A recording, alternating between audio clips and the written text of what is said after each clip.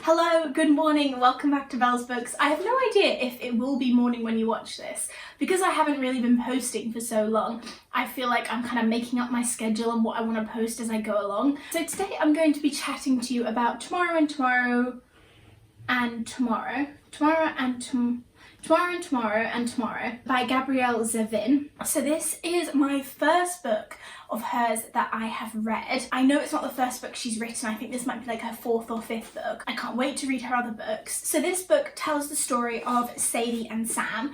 Sadie and Sam meet in a hospital as children, and then they become friends, and they kind of remain friends for a while, but over the course of their lives their friendship is very off and on, as various events, truths, revelations, things that happen, plot points if you will. So it is very much a novel about love, it is about friendship, it's about their friendship, it's about the relationships that they have with other people, and so the kind of bond that draws them together but also draws others to them. The thing that kind of keeps drawing them together and kind of consumes their lives is in fact video games, until the point where they kind of end up collaborating on video games in the future. I happen to love books about video games. I don't know why. I don't play video games, and I'll give you a few recommendations at the end of this video of books about video games that I personally really enjoyed, and if you have any recommendations please do pop them in a comment down below. So yeah, one of the reasons I liked this book so much was that I really like books with narratives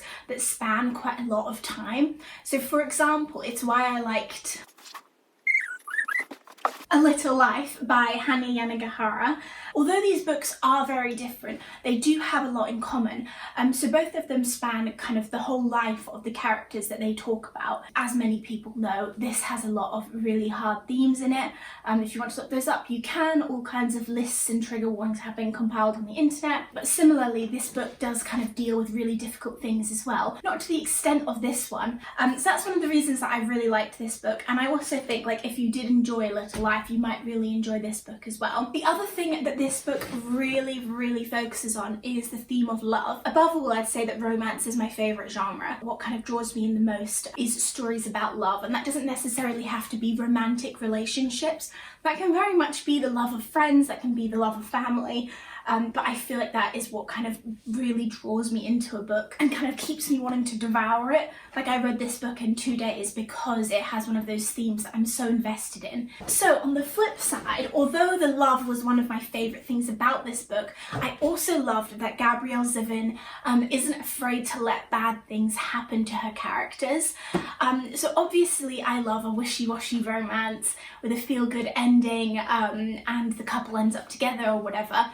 Sure, we all need those. Well, lots of people need those. I absolutely love them. The books that always kind of end up rating 5 stars for me are the ones where the authors aren't afraid to let bad things happen to their characters. So yeah, they let them go through really hard things and not necessarily recover fully or recover completely, but instead they recover humanly and imperfectly. They're not afraid to have an ending that might be a happy ending, but also might not be a happy ending, or might not be the happy ending that you as the reader know would have been the picture perfect ending for the book and for the characters. And to me, allowing your characters to do that and allowing your book to do that just makes the book so much more meaningful, so much more real, and allows you to kind of have something to think about at the end of the day when you've actually put the book down. And not only is she not afraid to let bad things happen to her characters, but she's not afraid to kind of let her characters be bad people or be the bad thing that happens to other characters. I found that her characters were flawed, very flawed. They were very imperfect, they made mistakes, they were human, and those mistakes had actual consequences as well in the book.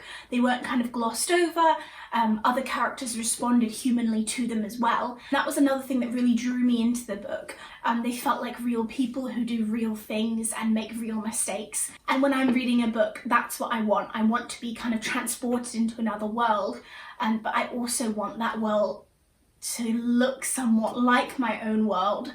And to be human in a lot of ways. But that's just something that I think that Gabrielle Zevin does really well. So in case it wasn't clear, this is a definite 5-star read from me. With that in mind, I will say, although it's about video games, you don't need to know a lot about video games in order to really enjoy and understand this book. Like I said, it was a 5-star read from me, and I don't play video games.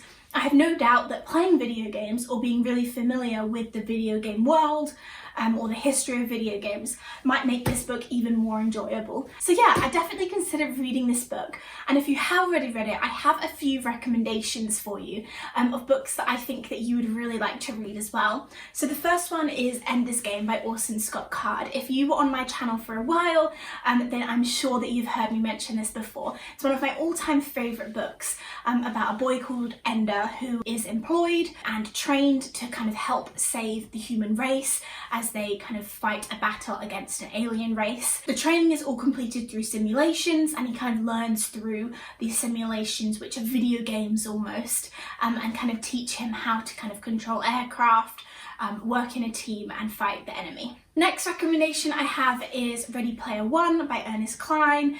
This is again one of my favourite books. So this tells the story of a dystopian world and a video game which is released that kind of consumes the world, and everyone ends up playing it because it's better than reality, and it tells the story of a boy who plays that game and gets even more into it when a prize contest is announced, and then together with some friends fights to be able to win that prize because it would literally be completely life-changing. It's also recently made into a film, and there is of course the sequel Ready Player 2. And then my final recommendation is Arena by Holly Jennings. So this is a book that I read really recently on my Kindle. It tells the story of a future in which kind of video game fighting has become the new kind of sport.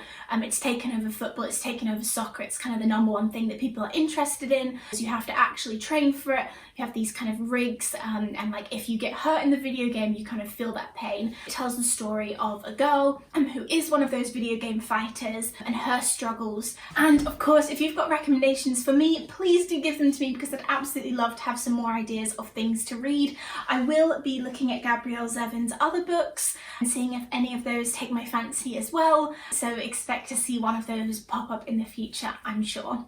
Anyways, like, subscribe if you'd like to, and have a wonderful day.